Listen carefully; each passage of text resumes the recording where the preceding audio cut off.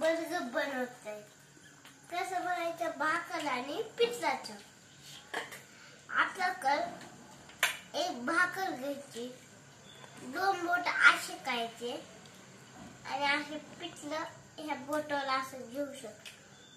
आता थोडंसं असं काय नाही, आपण थोडं साईडला करायचं घेऊ शकतो, नाही तर असं करू शकतो.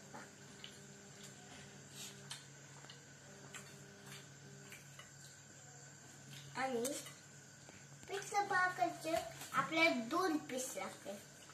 किती? 2.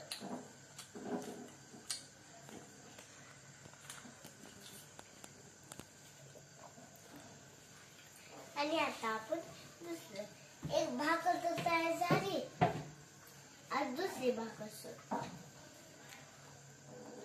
ठीक आहे.